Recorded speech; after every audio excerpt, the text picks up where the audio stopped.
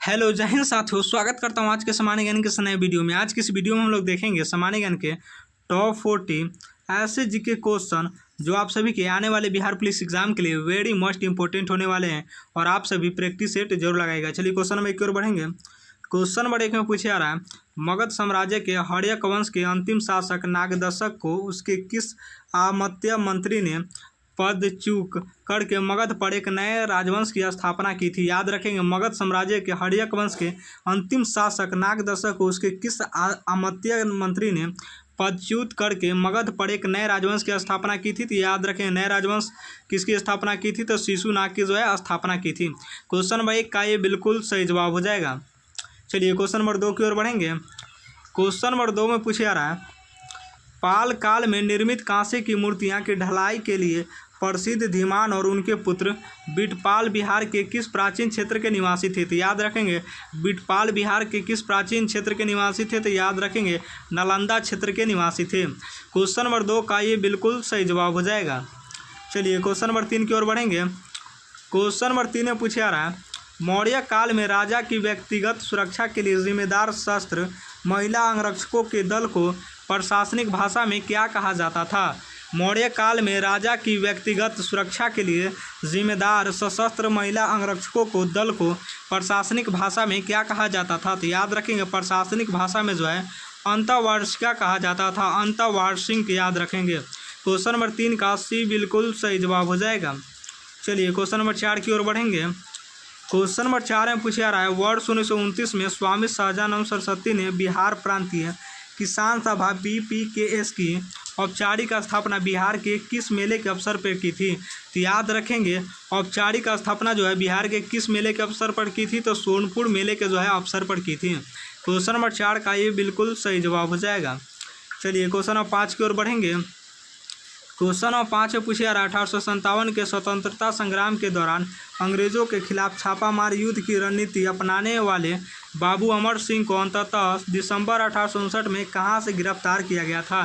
तो याद रखेंगे, बाबू अमर सिंह को जो है दिसंबर 1859 में कहां से गिरफ्तार किया गया था। तो याद रखेंगे, नेपाल की तराई से जो है गिरफ्तार किया गया था। क्वेश्चन नंबर 5 का भी बिल्कुल सही जवाब हो जाएगा। यह छापा मार युद्ध के दौरान जो है रणनीति बनाकर जो है नेपाल के तराई से जो है इन्हें गिरफ्तार किया गया था, बाबू अमर सिंह को। चलिए क्वेश्चन नंबर 6 की ओर बढ़ेंगे। क्वेश्चन नंबर 6 में पूछा जा रहा है, शेर शाह सूरी के शासनकाल में भूमि की माप पैमाइश के लिए प्रयुक्त सिकंदरी गज और सन की डंडी का निश्चित अनुपात निम्नलिखित में से क्या था। तो याद रखेंगे, सिकंदरी गज और सन की डंडी का निश्चित अनुपात जो है क्या था, 31:32 था। क्वेश्चन नंबर 6 का ये बिल्कुल सही जवाब हो जाएगा। चलिए क्वेश्चन नंबर 7 की ओर बढ़ेंगे। क्वेश्चन नंबर 7 में पूछा जा रहा है, दिल्ली सल्तनत के किस सुल्तान ने तिब्बती बौद्ध यात्री धर्म स्वामिनी के बिहार के आगमन के समय बिहार के क्षेत्रों पर आक्रमण कर नालंदा के बचे हुए बिहारों को क्षति पहुंचाई थी। दिल्ली सल्तनत के किस सुल्तान ने तिब्बती बौद्ध यात्री धर्म स्वामिनी के बिहार आगमन के समय बिहार के क्षेत्रों पर आक्रमण कर नालंदा के बचे हुए बिहारों को क्षति पहुंचाई थी। तो याद रखेंगे, किसने किया था, तो बख्तियार खिलजी। याद रखेंगे, बिहार के क्षेत्रों पर आक्रमण किसने किया था, बख्तियार खिलजी ने आक्रमण किया था, जो नालंदा के बचे हुए बिहारों को जो है क्षति पहुंचाई थी। क्वेश्चन नंबर 7 का भी बिल्कुल सही जवाब हो जाएगा। चलिए क्वेश्चन नंबर 8 की ओर बढ़ेंगे। क्वेश्चन नंबर 8 में पूछा जा रहा है, वर्ष 1942 के भारत छोड़ो आंदोलन के दौरान बिहार के सारण जिले में जगलाल चौधरी के नेतृत्व में विद्रोहियों ने किस पुलिस थाने को पूरी तरह जला दिया था। तो याद रखिएगा, जगलाल चौधरी के नेतृत्व में जो है विद्रोहियों जो है किस पुलिस थाने को जला दिया था। तो याद रखेंगे, अमनौर पुलिस थाने को जो है पूरी तरह जला दिया था। क्वेश्चन नंबर 8 का भी बिल्कुल सही जवाब हो जाएगा। चलिए क्वेश्चन नंबर 9 की ओर बढ़ेंगे। क्वेश्चन नंबर 9 में पूछा जा रहा है, कौटिल्य के अर्थशास्त्र के अनुसार जो गुप्तचर एक ही स्थान पर रहकर राज्य के लिए खुफिया जानकारी एकत्र करते थे उन्हें क्या कहते थे। तो याद रखेंगे, एक ही स्थान पर रहकर राज्य के लिए जो खुफिया जानकारी एकत्र करते थे उन्हें क्या कहा जाता था, तो एक संस्था कहा जाता था। क्वेश्चन नंबर 9 का ये बिल्कुल सही जवाब हो जाएगा, संस्था। चलिए क्वेश्चन नंबर 10 की ओर बढ़ेंगे। क्वेश्चन नंबर 10 में पूछा जा रहा है, मध्यकाल में बिहार के प्रसिद्ध संत मखदूम या मनेरी सूफियों के किस विशिष्ट सिलसिले से संबंधित थे। तो याद रखेंगे, मखदूम शरफुद्दीन या मनेरी जो है सूफियों के किस विशिष्ट सिलसिले से संबंधित थे। तो याद रखेंगे, फिरदौसी सिलसिला से संबंधित है। क्वेश्चन नंबर 10 का सी बिल्कुल सही जवाब हो जाएगा। चलिए क्वेश्चन नंबर 11 की ओर बढ़ेंगे। क्वेश्चन नंबर 11 में पूछा रहा है, भारतीय संविधान के किस अनुच्छेद के प्रावधान के अनुसार राज्यपाल राज्य विधानमंडल के विश्रांति काल जब सत्र न चल रहा हो में अध्यादेश जारी कर सकते हैं। तो याद रखेंगे, जब सत्र न चल रहा हो तो अध्यादेश जारी कर सकते हैं। अनुच्छेद 213 के तहत यह प्रावधान किया गया है। क्वेश्चन नंबर 11 का भी बिल्कुल सही जवाब हो जाएगा। चलिए क्वेश्चन नंबर 12 की ओर बढ़ेंगे। क्वेश्चन नंबर 12 में पूछा रहा है, यदि बिहार विधानसभा का अध्यक्ष और उपाध्यक्ष दोनों का पद एक साथ रिक्त हो जाए तो सदन की बैठक की अध्यक्षता कौन करेगा। यदि बिहार विधानसभा का अध्यक्ष और उपाध्यक्ष दोनों का पद एक साथ रिक्त हो जाए तो सदन की बैठक की अध्यक्षता कौन करेगा। तो याद रखेंगे, सदन की बैठक की अध्यक्षता जो है राज्यपाल द्वारा इस कार्य के लिए नियुक्त किया गया विधानसभा का कोई सदस्य जो है अध्यक्षता कर सकता है। याद रखेंगे, राज्यपाल द्वारा इस कार्य के लिए नियुक्त किया गया विधानसभा का कोई भी सदस्य हो। क्वेश्चन नंबर 12 का भी बिल्कुल सही जवाब हो जाएगा। चलिए क्वेश्चन नंबर 13 की ओर बढ़ेंगे। क्वेश्चन नंबर 13 में पूछा रहा है, भारतीय संविधान के किस अनुच्छेद के तहत बिहार के महाधिवक्ता एडवोकेट जनरल को विधानसभा की कार्यवाही में भाग लेने और बोलने का अधिकार है, लेकिन मत देने का अधिकार नहीं है। तो याद रखेंगे, मत देने का बोलने का अधिकार है, सिर्फ मत देने का अधिकार नहीं है, यानी योगदान देने का अधिकार नहीं है। तो अनुच्छेद 177 के तहत जो है यह प्रावधान है। याद रखेंगे, विधानसभा के कार्यवाही काम में जो है भाग ले सकते हैं, सिर्फ बोलने का अधिकार है, लेकिन मत देने का अधिकार नहीं है, मतदान करने का अधिकार नहीं है। अनुच्छेद 177 के तहत यह प्रावधान किया गया है। क्वेश्चन नंबर 13 का भी बिल्कुल सही जवाब हो जाएगा। चलिए क्वेश्चन नंबर 14 की ओर बढ़ेंगे। क्वेश्चन नंबर 14 में पूछा रहा है, राज्य की संचित निधि consolidated fund of the state से धन की निकासी के लिए किसकी अनुमति या विनियोग विधेयक का पारित होना अनिवार्य है। राज्य की संचित निधि से धन की निकासी के लिए किसकी अनुमति या विनियोग विधेयक का पारित होना अनिवार्य है। तो याद रखेंगे, राज्य का विधानमंडल का जो है विधेयक का पारित होना अनिवार्य है। क्वेश्चन नंबर 14 का भी बिल्कुल सही जवाब हो जाएगा। चलिए क्वेश्चन नंबर 15 की ओर बढ़ेंगे। क्वेश्चन नंबर 15 में पूछा रहा है, भारत के संविधान के किस अनुच्छेद के अंतर्गत राज्य लोक सेवा आयोग बीपीएससी के सदस्यों की संख्या और उनकी सेवा शर्तों का निर्धारित करने की शक्ति राज्यपाल को दी गई है। तो याद रखना है, उनकी सेवा शर्तों की निर्धारित करने की शक्ति राज्यपाल को दी गई है। याद रखेंगे, अनुच्छेद 318 के तहत दी गई है। क्वेश्चन नंबर 15 का सी बिल्कुल सही जवाब हो जाएगा। चलिए क्वेश्चन नंबर 16 की ओर बढ़ेंगे। क्वेश्चन नंबर 16 में पूछा रहा है, याद रखेंगे, क्वेश्चन नंबर 16 में पूछा रहा है, बिहार के किस जिले में ककोलत जलप्राप्ति स्थित है, जो कोडरमा पठार से उतरने वाली 7 धाराओं के संगम से बनती है। तो याद रखेंगे, 7 धाराओं के संगम से बनती है। तो आपको याद रखना है, नवादा जो है 7 धाराओं के संगम से बनती है। याद रखेंगे, ककोलत जलप्राप्ति स्थित है, नवादा में स्थित है, जो कोडरमा पठार से उतरने वाली जो है 7 धाराओं के संगम से बनती है। क्वेश्चन नंबर 16 का ये बिल्कुल सही जवाब हो जाएगा। चलिए क्वेश्चन नंबर 17 की ओर बढ़ेंगे। क्वेश्चन नंबर 17 में पूछा रहा है, क्वेश्चन नंबर 17 में पूछा रहा है, बिहार के धरातीय स्वरूप के अंतर्गत खड़गपुर पहाड़ियों की चट्टानें मुख्य रूप से किस भूवैज्ञानिक काल या क्रम की है। तो याद रखेंगे, किस भूवैज्ञानिक काल या क्रम की है, तो आपको याद रखने धारवाड़ क्रम की है। क्वेश्चन नंबर 17 का ये बिल्कुल सही जवाब हो जाएगा, धारवाड़ क्रम। चलिए क्वेश्चन नंबर 18 की ओर बढ़ेंगे। क्वेश्चन नंबर 18 में पूछा रहा है, पुनपुन नदी जो दक्षिण बिहार की एक प्रमुख नदी है, वह गंगा नदी में किस विशिष्ट स्थान पर आकर मिलती है। तो याद रखेंगे, वह गंगा नदी में किस विशिष्ट स्थान पर आकर मिलती है। तो याद रखेंगे, फतुहा के पास जो है मिलती है। क्वेश्चन नंबर 18 का भी बिल्कुल सही जवाब हो जाएगा। चलिए क्वेश्चन नंबर 19 की ओर बढ़ेंगे। क्वेश्चन नंबर 19 से पूछा रहा है, बिहार का वह एकमात्र राष्ट्रीय उद्यान नेशनल पार्क कौन सा है जो देश के प्रोजेक्ट टाइगर के अंतर्गत शामिल है और पश्चिमी चंपारण में स्थित है। तो याद रखेंगे, जो प्रोजेक्ट टाइगर के अंतर्गत शामिल है और पश्चिम चंपारण में स्थित है। तो याद रखेंगे आप सभी, कौन सा है, तो आपको याद रखना है वाल्मीकि राष्ट्रीय उद्यान है। क्वेश्चन 19 का भी बिल्कुल सही जवाब हो जाएगा। चलिए क्वेश्चन नंबर 20 की ओर बढ़ेंगे। क्वेश्चन नंबर 20 में पूछा रहा है, बिहार के तराई क्षेत्रों जैसे नेपाल सीमा से सटे जिले में मुख्य रूप से किस प्रकार की मिट्टी का विस्तार पाया जाता है जो जूट और धान की खेती के लिए उपयुक्त होता है? तो याद रखेंगे किस प्रकार की मिट्टी का विस्तार पाया जाता है जो जूट धान की खेती के लिए उपयुक्त है। तो आपको याद रखना है किस प्रकार की मिट्टी, तो दलदली पर्वतपादीय मिट्टी जो पाई जाती है। क्वेश्चन 20 का भी बिल्कुल सही जवाब हो जाएगा। चलिए क्वेश्चन में 21 की ओर बढ़ेंगे। क्वेश्चन में 21 में पूछा रहा है, यदि किसी प्रकाश तरंगे किसी माध्यम से गुजरा जाए और उसके विद्युत वेक्टर के कंपन प्रकाश संचरण की दिशा के लंबवत केवल एक ही तल में सीमित हो जाए तो इस परिघटना को क्या कहते हैं? तो याद रखेंगे इस परिघटना को जो है क्या कहते हैं, तो आपको याद रखना है प्रकाश का ध्रुवन कहते हैं, पोलराइजेशन कहते हैं। क्वेश्चन में 21 का सी बिल्कुल सही जवाब हो जाएगा। चलिए क्वेश्चन 22 की ओर बढ़ेंगे। क्वेश्चन 22 में पूछा रहा है, भौतिकी के नियमों के अनुसार यदि एक गतिशील इलेक्ट्रॉन की गतिज ऊर्जा काइनेटिक एनर्जी 4 गुनी कर दी जाए तो उससे संबंधित डी ब्रोगली तरंगदैर्ध्य या डी ब्रोगली वेवलेंथ पर क्या प्रभाव पड़ेगा? तो याद रखेंगे डी ब्रोगली तरंगदैर्ध्य पर क्या प्रभाव पड़ेगा, तो आपको याद रखना तरंगदैर्ध्य जो है आधी हो जाएगी। क्वेश्चन 22 का भी बिल्कुल सही जवाब हो जाएगा। चलिए क्वेश्चन 23 की ओर बढ़ेंगे।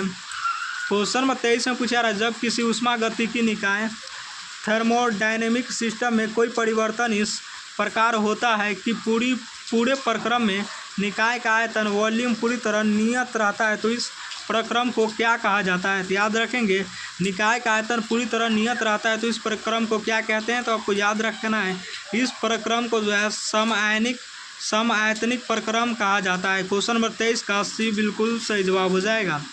चलिए क्वेश्चन नंबर 24 की ओर बढ़ेंगे। क्वेश्चन नंबर 24 से पूछा रहा है, किसी धारावाही वृत्ताकार कुंडली के केंद्र पर उत्पन्न चुंबकीय क्षेत्र मैग्नेटिक फील्ड का मान कुंडली की त्रिज्या रेडियस के साथ किस प्रकार से संबंधित होता है? तो याद रखेंगे रेडियस के साथ जो है किस प्रकार से संबंधित होता है, तो आपको याद रखना है त्रिज्या के व्युत्क्रमणपाती होता है। क्वेश्चन नंबर 24 का भी बिल्कुल सही जवाब हो जाएगा, त्रिज्या के व्युत्क्रमणपाती होता है। चलिए क्वेश्चन नंबर 25 की ओर बढ़ेंगे। क्वेश्चन नंबर 25 से पूछा रहा, आदर्श गैस समीकरण पीबी बराबर एनआरटी में प्रयुक्त सार्वत्रिक गैस नियतांक यूनिवर्सल गैस कांस्टेंट आर का एसआई मात्रक प्रणाली में कितना होगा? तो याद रखेंगे कांस्टेंट आर का एसआई मात्रक कितना होगा? तो याद रखेंगे 8.314 जूल मोल पर केल्विन, जूल मोल पर याद रखेंगे केल्विन होगा। कांस्टेंट आर का एसआई मात्रक जो है 8.314 जूल पर मोल केल्विन होगा। क्वेश्चन नंबर 25 का ये बिल्कुल सही जवाब हो जाएगा। चलिए क्वेश्चन नंबर 26 की ओर बढ़ेंगे। क्वेश्चन नंबर 26 में पूछा रहा है, कार्बनिक रसायन में प्रयुक्त होने वाले विस्फोटक टीएनटी बनाने के लिए टाइलून की क्रिया मुख्य रूप से किस सांद्र अम्ल के मिश्रण के साथ कराई जाती है? तो याद रखेंगे किस सांद्र अम्ल के मिश्रण के साथ कराई जाती है, तो आपको याद रखना है सांद्र नाइट्रिक अम्ल तथा सांद्र सल्फ्यूरिक अम्ल के साथ कराई जाती है। क्वेश्चन नंबर 26 का भी बिल्कुल सही जवाब हो जाएगा।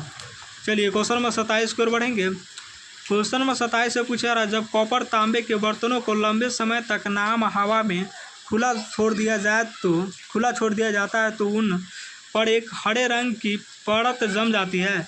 यह हरा पदार्थ वास्तव में किसका मिश्रण होता है? तो याद रखेंगे यह हरा पदार्थ जो है किसका मिश्रण होता है, तो आपको याद रखना है यह हरा पदार्थ जो है basic copper carbonate CuCO3 CuOH2 का जो है मिश्रण होता है। क्वेश्चन नंबर 27 का भी बिल्कुल सही जवाब हो जाएगा। चलिए क्वेश्चन नंबर 28 की ओर बढ़ेंगे।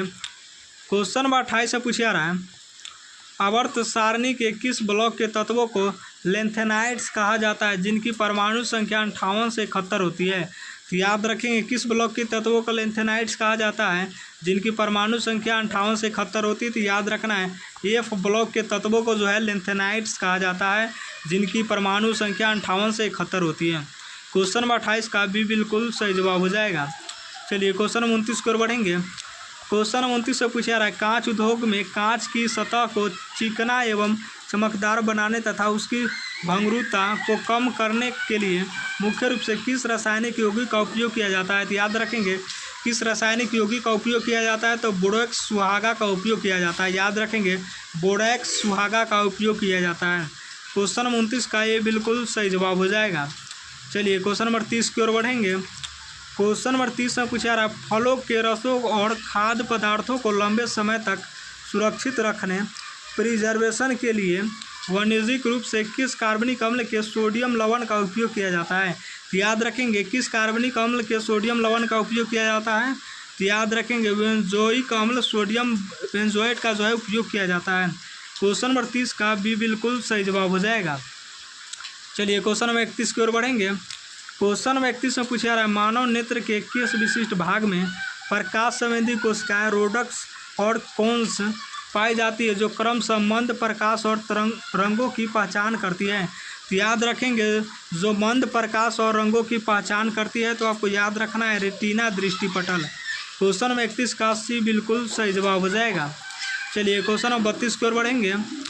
क्वेश्चन नंबर 32 से पूछा रहा है पौधों की जड़ों से जल और खनिजों के परिवहन के समय उत्पन्न होने वाले मूल दाब रूट प्रेशर को मापने के लिए किस उपकरण का उपयोग किया जाता है। तो याद रखेंगे मूल दाब को मापने के लिए जो है मानोमीटर का उपयोग किया जाता है।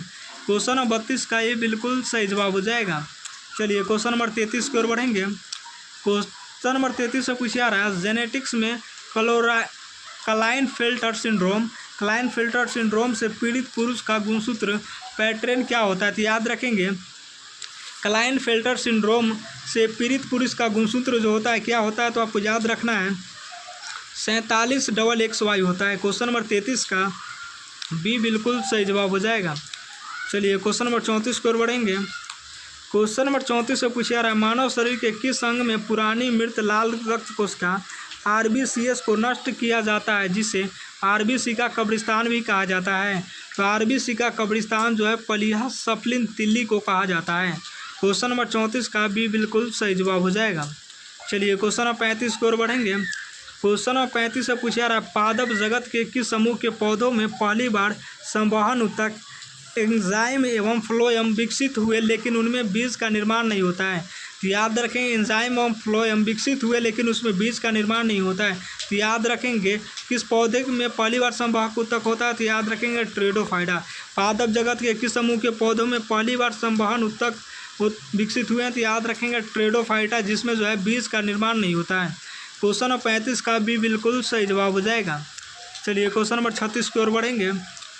क्वेश्चन नंबर 36 में पूछा रहा है अर्थशास्त्र में रेपो रेट वह दर होती है जिस पर भारतीय रिजर्व बैंक RBI वाणिज्यिक बैंकों को किस अवधि के लिए ऋण प्रदान करता है। तो याद रखेंगे किस अवधि के लिए ऋण प्रदान करता है। तो याद रखना है अल्पकालिक अवधि के लिए जो है ऋण प्रदान करता है। क्वेश्चन नंबर 36 का बी बिल्कुल सही जवाब हो जाएगा।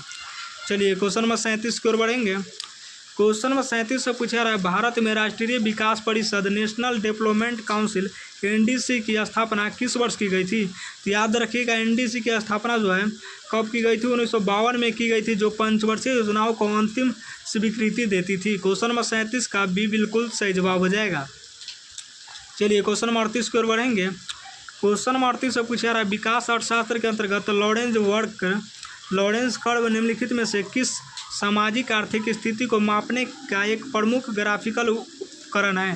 तो याद रखेंगे किस स्थिति को मापने का एक प्रमुख ग्राफिकल उपकरण है। तो आपको याद रखना है आय एवं धन की असमानता को मापने का जो है एक प्रमुख ग्राफिकल उपकरण है। क्वेश्चन नंबर 38 का भी बिल्कुल सही जवाब हो जाएगा। चलिए क्वेश्चन नंबर 39 की ओर बढ़ेंगे। क्वेश्चन नंबर 39 से पूछा रहा है किसी अर्थशास्त्र में वह स्थिति क्या कहलाती है जब आर्थिक विकास पूरी तरह रुक जाता है। स्टैग्नेशन और उसके साथ ही मुद्रास्फीति इन्फ्लेशन भी उच्च स्तर पर बनी रहती है। तो याद रखेंगे क्या कहलाता है। तो स्टैगफ्लेशन कहलाता है। क्वेश्चन 39 का डी बिल्कुल सही जवाब हो जाएगा जिसके कारण जो है इसका उच्च स्तर बनी रहती है। चलिए क्वेश्चन नंबर 40 की ओर बढ़ेंगे। क्वेश्चन नंबर 40 से पूछा रहा है भारत सरकार द्वारा वर्ष 2014 में देश के विनिर्माण मैन्युफैक्चरिंग और नवाचार को बढ़ावा देने के लिए कौन सी योजना शुरू की गई थी जिसका प्रतीक चिन्ह ढलता हुआ शेर है। तो याद रखेंगे कौन सी परियोजना शुरू की गई थी। तो आपको याद रखना है मेक इन इंडिया जो है परियोजना शुरू की गई थी जिसका प्रतीक चिन्ह चलता हुआ शेर है। क्वेश्चन नंबर 40 का भी बिल्कुल सही जवाब हो जाएगा। और 40 में से आप सभी का कितना सही हुआ आप सभी कमेंट जरूर कीजिएगा।